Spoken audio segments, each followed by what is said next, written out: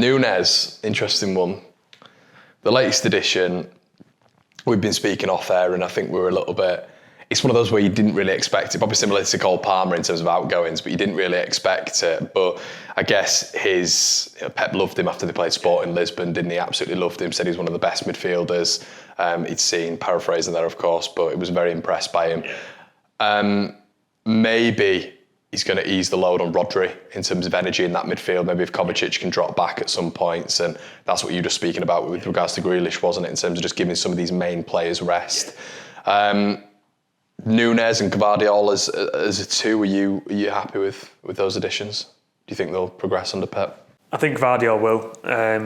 Not to say Núñez won't, but I think what we've seen from Guardiola, because he's played a couple of times, I know fans are quite excited about what they've seen. I've not been fully convinced yet, but the fact that he's just done okay out of position, he said he's not played left back for 3 years.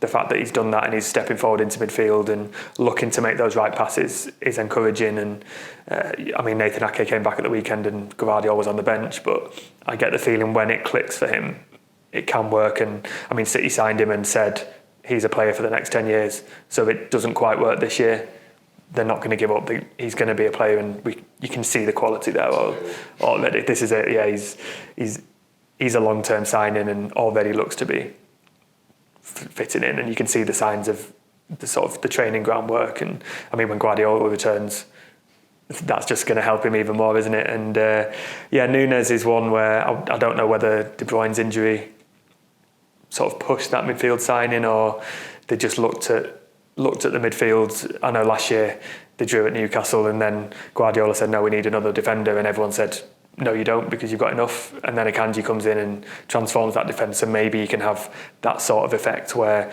no one's expecting it. It's not the most exciting signing, but you can actually come in and make a real impact. And just by making other players raise the game and shifting them around a bit, and like say, Rodri can't play all the minutes that he did last season.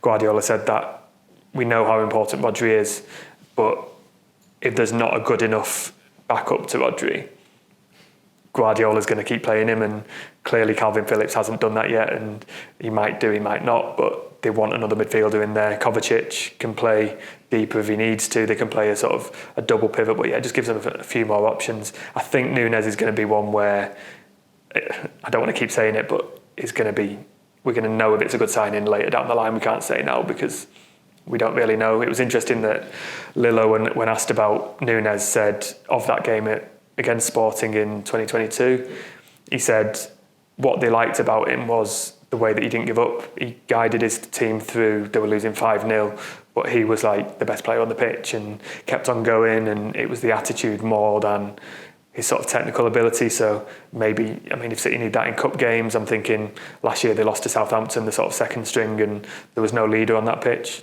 Is he going to be someone like that? Maybe those are the games where Rodri isn't playing, De Bruyne isn't playing. You need someone to step up like that. Maybe that's why they've signed him. I don't feel they get anything wrong either. I think genuinely the past however many transfer windows, I think the only one who hasn't paid dividends so far is Calvin Phillips. This is it, yeah. And the Akanji example is another one where you kind of got to trust City at the moment. And there was an interesting quote from Cheeky Bagiristan after the Champions League draw, and he said, we are signing these players because we need to refresh the team and keep people on their toes, basically. And so obviously they're going to sign players because they're good players, but it's sort of that acceptance that you need to keep things fresh, and if players leave, you need to keep the competition and keep the players who are here at the top level. And City they're not keeping it secret that they want to go and retain the Premier League, the Champions League, add to the Carabao Cup and win the Club World Cup as well. So they're going to need a full squad to do that. So maybe they've looked at it in the last couple of days of the transfer window, the last week or so, and thought, we need another body in that midfield.